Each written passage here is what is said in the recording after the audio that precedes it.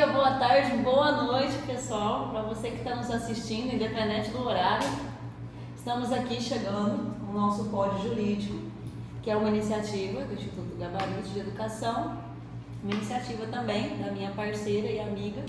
Boa tarde, Larissa. pessoal. Boa tarde, bom dia ou boa noite, né?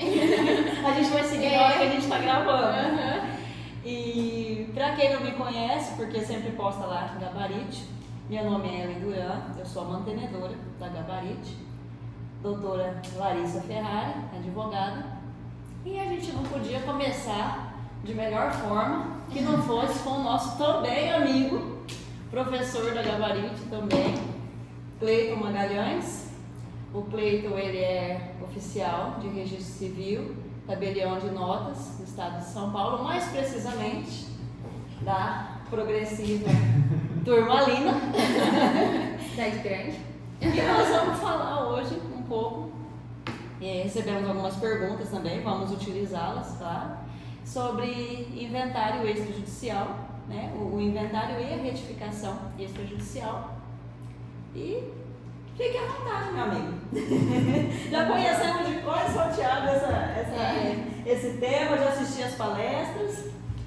E o que nós podemos falar sobre o inventário extrajudicial que as pessoas precisam saber? Esse tema, né, que muita gente não tem conhecimento, porque a maioria chega no escritório, por exemplo, eles falam assim, eu preciso fazer inventário judicial. E não sabe a possibilidade que tem de fazer em cartório. Inclusive, né? questão lógica, né? Financeira, Muito mais também, em conta, também. muito mais célere, né? Também, muito mais rápido. Então, a primeira coisa que a gente tem que sempre ter em mente é que quando ocorre o falecimento de alguém, os bens daquela pessoa, eles obrigatoriamente são transferidos à titularidade para os seus dependentes, para os seus herdeiros, na verdade. O termo técnico correto seria para os herdeiros. Só que eles são transmitidos como um bolo, eles são transmitidos como um conjunto. Tanto que o Código Civil, ele lá no artigo 80, inciso 2, ele estabelece que é um bem imóvel. Justamente porque é necessário olhar aquela integralidade de bens e fazer uma divisão. Como um bolo tem as fatias. Isso, exatamente. Porque você recebe como um todo. Como um todo. E esse todo, para que tenha-se publicidade de qual parte eu sou efetivamente dono, é necessário que eu promova o inventário e a partilha. Então, é um conjunto que precisa ser feito. Sim. Dentro desse conjunto que precisa ser feito de inventário e partilha, nós sempre tivemos a possibilidade de fazê-lo judicial. Por quê? As partes levavam para o judiciário a notícia do falecimento de alguém, a partir da apresentação da sua certidão de óbito, e o advogado, junto com o magistrado, o Ministério Público, caso fosse necessário, iria estabelecer qual era realmente a quantidade de bens que aquela pessoa tinha e como seria partilhado aquilo.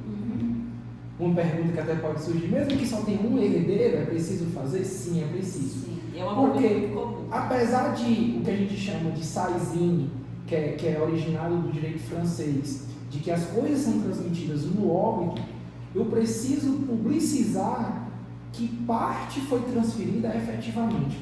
Então é como se eu tivesse um carro de som e estivesse dizendo assim, fulano de tal morreu, os bens dele foram transmitidos para ciclano. Que legal isso. Essa notícia do carro de som obrigatório é para dizer, olha, agora é o filho que é dono daquela casa. Daquele carro. Então o inventário efetivamente ele é isso. Que legal. E aí o que acontece?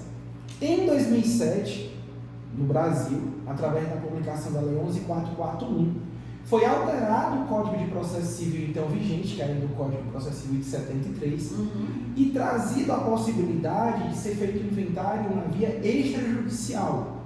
Com que requisitos? Se tivesse as partes fossem maiores e capazes e não tivesse testamento. Isso é uma obrigatoriedade. Ou seja, uma grande maioria. Muitas possibilidades, porque assim, o judiciário ele é amplamente utilizado para diversas ações. Desafogar. Então, quando eu tenho todas as partes capazes, então elas têm discernimento para agir. Eu tenho ali um acordo entre elas, ou seja, a gente está falando de jurisdição voluntária. Por que eu vou afogar um magistrado que precisa, na vara de sucessões, de repente nos estados onde tem, decidir sobre diversas causas litigiosas uma coisa que pode ser resolvida de uma maneira amigável diretamente no cartório, que foi o que a 11441 trouxe para a gente. Né? E ela traz isso, altera o CPC e rapidamente o CNJ, que é o Conselho Nacional de Justiça, ele edita a Resolução 35, que é a resolução que até hoje está vigente, a Resolução 35 de 2007, que estabelece como vai ser feito o inventário extrajudicial. Tanto o inventário, e a Resolução 35 ela ampliou, né? Tanto o inventário como o divórcio, a separação, né? E o retorno da sociedade conjugal na via extrajudicial.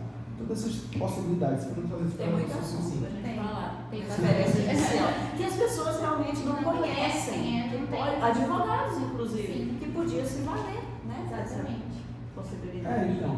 E aí, dentro dessa esfera judicial, o próprio CNJ, quando ele divulga os números, eles mostram que, desde 2007 para cá, está tendo uma redução significativa na procura do judiciário e redução de custos. Porque quando eu falo que algo foi para o extrajudicial, eu digo redução de custos, que a gente chama de economia do direito. Né? Quer dizer que eu estou utilizando o dinheiro público de uma melhor maneira também. Porque eu estou levando isso para os cartórios judiciais. Aí no cartório a gente tem uma possibilidade de resolver isso de uma maneira muito séria. No meu cartório, em Turmalina, no meu não. Né? Eu não sou dono de cartório. Essa expressão dono de cartório não existe. Os tabeliães do Brasil. Os tabeliães do Brasil não são donos do cartório. Desde 88 nós precisamos fazer concurso público. E nós Extremamente difícil. é um concurso que é trabalhoso. Mas nós exercemos a delegação do serviço público, nós somos delegatários. Então nós não somos donos. O dono continua sendo o Estado, mas por delegação, nós, enquanto particulares, exercemos a atividade. Né? É o que chamam na academia de binômio intensivo. É quando é um particular exercendo uma atividade pública, né? Previsão lá do artigo 236 da Constituição Federal. E aí nisso a gente tenta auxiliar ao máximo os usuários do serviço público, né? Em troca de quê? De emolumentos. Eu poderia ir para a via judicial, na via judicial vai ter custo? Vai. Na via judicial também, se você não for uma pessoa hipossuficiente, terá custos. Terá custos e altos, né? A diferença é o tempo. Eu consegui já resolver o inventário extrajudicial em 2 dias. Que é o prazo que era para confirmação da declaração do ITCMD estar feita. Se ela tivesse sido feita no mesmo dia, que ainda não tinha Pix, né? Se tivesse Pix, era capaz de ir no mesmo dia. É porque a Fazenda de São Paulo, das fazendas que eu conheço no país, é a mais célere. Por quê? Porque ela confia no tabelião. Ela permite que o tabelião auxilie o advogado e as partes na declaração do imposto. E presume-se que eu fiscalizei. Porque eles sabem que se tiver errado, eles têm uma pessoa para cobrar, que sou eu. Então é algo muito fácil ser resolvido, né? Então é algo sério. O inventário judicial ele é sério. Ele é uma coisa que advogados eles têm que estar muito conscientes disso. Chegou o cliente ele é maior, ele é capaz, está de acordo, todo mundo ali, vamos levar para a via judicial. Se seguir a lei da vida, de que as pessoas falecem com uma certa idade, que deixou os filhos já todos adultos, é a maioria que vai para a extrajudicial. E tem uma questão, né?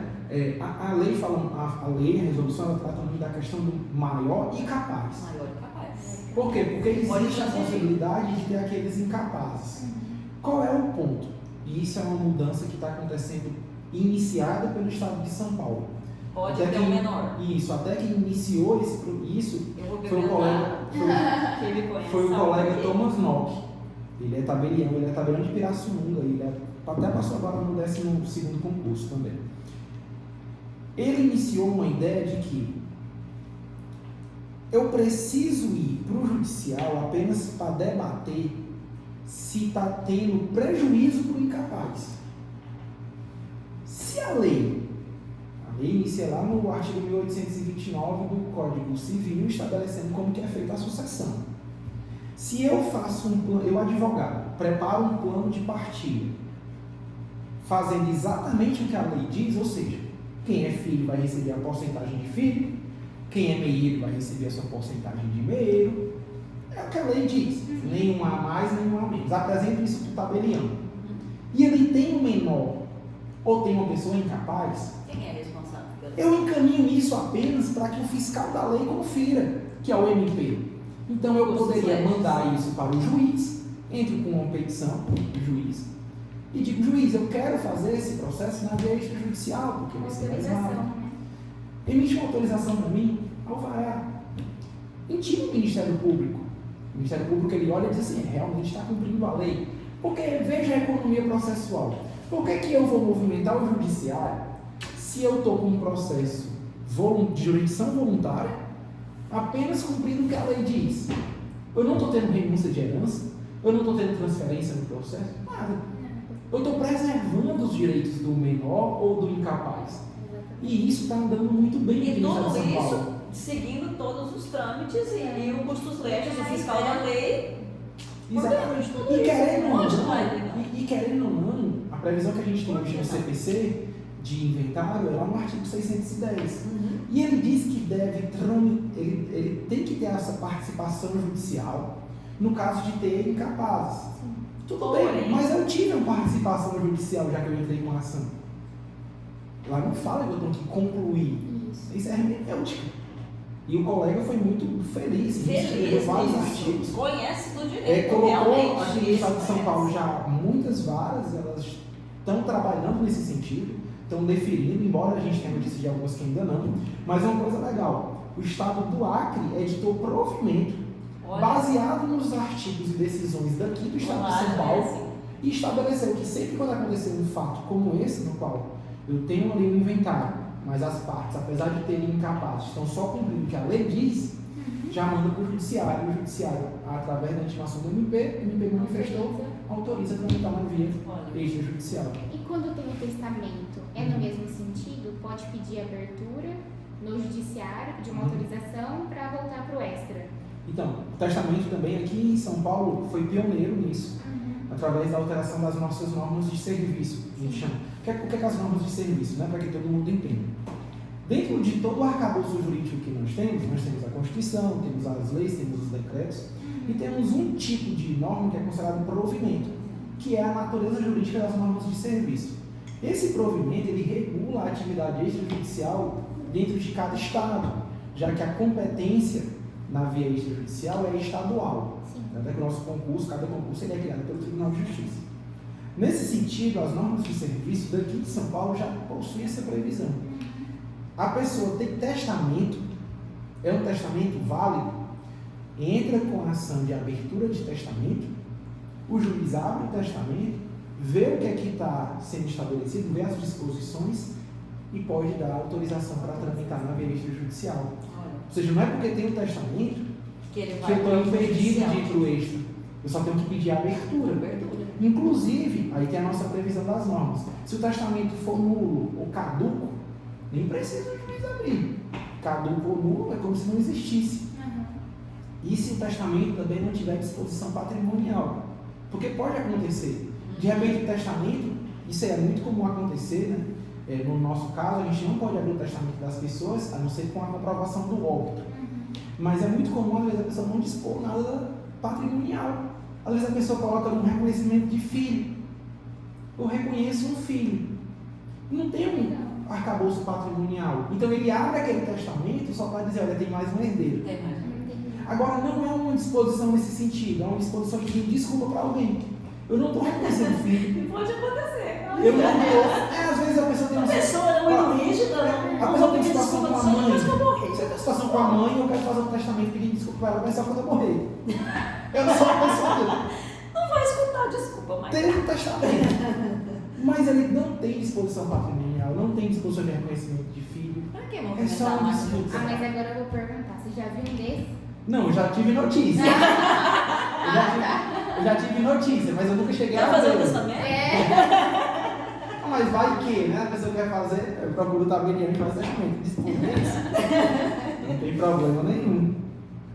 Não, mas é realmente coisas para se pensar. E nesse quesito a gente pode falar de valores, por exemplo, sabendo-se que um inventário tem um custo alto.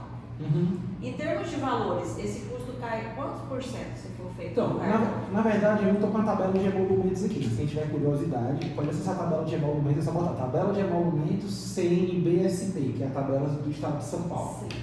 Primeira coisa para todo mundo entender, sei que não vai estar só no Estado de São Paulo vendo, cada estado tem uma tabela de emolumentos. Por quê? Porque é uma lei. É uma lei de emolumentos, é a lei que estabelece qual vai ser os emolumentos pagos em cada estado. A culpa é do tabelião? Não. Quem faz a lei são os deputados, através de mensagem enviada pelo desembargador, presidente do Tribunal de Justiça. Se o usuário chegar reclamando do preço do serviço, não é culpa do tabelião, ele só cumpre a lei. E a gente pode observar, por exemplo, quando finaliza tudo, lá no final, pouco valor é pro cartório. Você tá defendendo? Não, mas é verdade. Você olha lá, você vê assim, nossa, Então, 50% vai ter. isso é o ponto. Em média, dentro do tabelionato de notas, do valor de emolumentos do tabelionato de notas, em média, 60% é o que fica efetivamente para o tabelião. O restante, aqui no estado de São Paulo, ele é dividido da seguinte forma: Estado, Secretaria da Fazenda, Vem até escrito lá. Tribunal de Justiça de São Paulo, Ministério Público, Santa Casa, ISS da Prefeitura e Fundo de Registro Civil. Esses aqui são os que o tabelião ele paga, ele repassa. Então, sempre quando você paga um valor, vou dar um exemplo: uma escritura de uma média de R$ 1.200, R$700 mais ou menos, é o que vai ficar para o tabelionato. O restante são custos pagos para esses outros entes. Né? Inclusive, é o trabalho do Frank, colega Frank, lá do cartório de Abraço, notas Frank. de Popolino. Estamos aguardando aqui. O mestrado dele, a dissertação do mestrado foi sobre a parte econômica dos emolumentos, e ele publicou um livro. Depois a Gabarite vê o livro aí para mostrar para o pessoal. Ele faz uma análise econômica só dos emolumentos. Então o valor não é uma porcentagem. Isso é importante as pessoas saberem. Cleiton, meu patrimônio que o Decujus deixou foi 100 mil.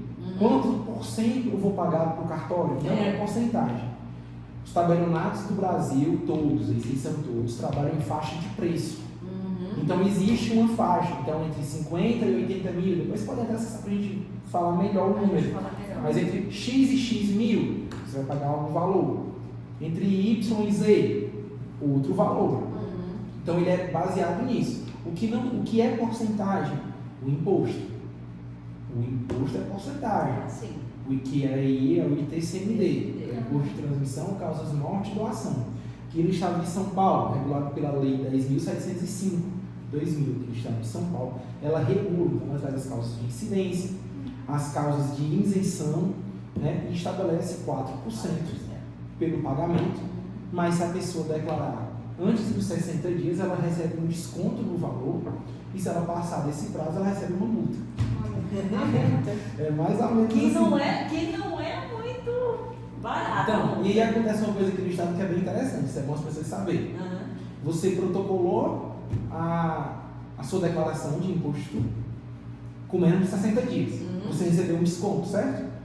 Passou o prazo, você descobriu um outro bem, que é a sobrepartilha. Eu vou sobrepartilhar, então eu vou ter que retificar aquela declaração. Certo. Quando eu retifico, você tem que ter ciência que você vai ter que pagar de volta o desconto que você recebeu e você vai pagar uma multa proporcional ao tempo que você descobriu esse bem. Se é certo, eu não sei, é o que acontece. Em regra, quando os valores eles são muito altos, as pessoas entram com mandado de segurança. Justamente porque a ideia da sobrepartilha é um bem que eu não tenho Que não notícia. sabia, né? Então eu não posso Não é ser culpa minha, eu não tenho apresentado ele. Isso, é uma coisa que até é bom ter discussão sobre isso. Sim. É uma coisa E que dá para fazer essa discussão no extra? no extra não. Aí nesse caso, o tabelião, isso aí é uma coisa importante. O tabelião ele tem as mãos um pouco atadas com relação ao imposto. Ele deveria. Eu só tenho o dever de o quê? Fiscalizar que essa pessoa pagou ou não. Cleiton, eu não concordo com o valor, porque, por exemplo, tem cidades como a capital que ela estabelece o que a gente chama de valor venal para fins de TBI e valor do IPTU. Então, às vezes, eu estou até com um caso desse, que o valor do IPTU do imóvel é 400 mil, mas o valor venal para fins de TBI é 550. Qual que a fazenda quer? 550. A fazenda quer que você pague o imposto em no mínimo 550, se não for maior o valor que você queira declarar. Aí a pessoa chega no cartório com abaixo desse valor. O Tribunal de Justiça, do Conselho Superior de Magistratura, eles já entenderam que eu, tabelião, eu não sou obrigado a conferir quanto foi pago. Eu sou obrigado a conferir se foi ou não pago. Mas a fazenda não quer saber disso. Então, se eu confiro e o valor está abaixo e eu não peço para a pessoa retificar, a fazenda vai me cobrar. Eles entram com o processo administrativo e me cobram. Então, qual é a regra que o Estado de São Paulo usa? A maioria dos tabeliães e registradores de imóveis. Se pagou errado, pede para ir lá e pagar correto. Eu não concordo com o pagamento. Eu sou advogado, tenho meu cliente, eu não concordo, Cleiton, que pague esse valor a mais. Eu acho que não está certo, acho que tem que pagar isso daqui. Mandado de segurança. Você tem que entrar com mandado de segurança, ter a segurança deferida, e com a segurança deferida você vai apresentar ao tabelião a decisão e o seu pagamento. Aí o tabelião vai constar na escritura que aquilo foi feito por causa do mandado de segurança. E você entrou no assunto do advogado, qual que é a função do advogado no extrajudicial? Tá. O advogado, ele tem a função principal de assessorar as partes. Principal. Assessorar a parte, reunir a documentação, fazer o esboço da partilha, isso é muito importante. Né? Então, o advogado, a partir do momento que ele recebe um cliente e o cliente apresenta para ele que ele precisa fazer um inventário judicial, a função dele é o quê? Primeiro, saber se todo mundo realmente quer fazer. Porque é muito comum chegar no cartório o advogado com um herdeiro. Chegam lá, olha, a gente vai fazer. Eu tenho uma lista da documentação que precisa, então eu apresento para o advogado, olha, doutor, só apresenta isso, isso e isso aqui. Quando é para trazer o documento dos herdeiros, fulano não quer. Já não dá. Como que vai fazer no extra? No extra a gente tem uma regra, tem que ser todo mundo amiguinho. É amiguinho. É todo mundo de mão dada, todo mundo de braço dado, é amigo. Por quê? O advogado ele tem que fiscalizar isso. Inclusive no extra, não é obrigatório ser o mesmo advogado para todos. Isso é importante. De repente você não tem confiança naquele advogado, mas você tem um advogado de confiança, podem atuar no inventário quantos advogados forem precisos para cada Eles parte. não têm capacidade postulatória, mas não é por isso que eles são dispensáveis. Eles têm que reger. Tem que, e até porque é obrigatória a participação do advogado no inventário extrajudicial. Obrigatório. Inclusive, o advogado pode participar como procurador das partes, que foi uma alteração que teve na Resolução 35, justamente porque o Conselho Federal da Ordem questionou por que o CNJ tinha estabelecido na resolução que não poderia ser procurador. Aí o CNJ voltou atrás, retificou e disse, não, tá bom, pode ser. E aí tem essa função de preparar a documentação. Por exemplo, aqui no estado de São Paulo, uma das documentações que sempre vão ser necessárias, a atualização de certidão. Não é atualizar porque eu quero uma certidão mais bonita, nova, não.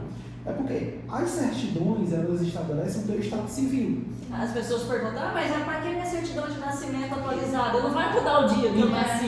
Mas só que é um ponto, os registros, e eu sou fã do estado de São Paulo com relação a isso. Os registros, eles se comunicam. É o que a gente faz a anotação, nós fazemos anotações nos registros. Então, de repente, o teu nascimento não muda a tua data. Mas lá consta que você casou em um lugar. E quando eu peço uma certidão atualizada, eu tenho acesso a essa notícia. Sim. Por que isso é importante? Porque na tua qualificação você não é solteira. Você pode ser, se lá tem uma anotação de casamento, você é casado, divorciado ou viúvo. A não ser que tenha tido anulação. Se tiver tido anulação, vai ter que ter lá a notícia também. Sim. Então sempre é preciso as certidões por causa disso. Aqui no estado, o que, é que a gente necessita? Sempre expedidas após a data do óbito. Por quê? Porque a gente não falou no início que a SAISIN já faz essa transferência. De alguma forma. Então, se eu tenho uma certidão posterior à data do óbito, eu já sei qual era o estado daquela pessoa na data do óbito. Naquele momento do óbito. Que é o importante. Aí, fora isso, a gente sempre pega a certidão negativa de testamento na SENSEC, que é o que precisa para que as partes comprovem que o autor da herança não deixou testamento. Porque caso lá diga que ele deixou, aí precisa fazer o procedimento que você perguntou. Pede para abrir, depois leva para o eixo, sem problema nenhum. Mas precisa. Né? Agora, assim, sempre os tabeliães ajudam os advogados. Pelo menos todos que eu conheço. Tentam ajudar o máximo. Trabalham em parceria ali. Não existe hierarquia, diferença, não. Cada um está na sua função. O advogado assessora nas partes e o tabelião Exercendo a função do Estado. fazendo a atividade notarial.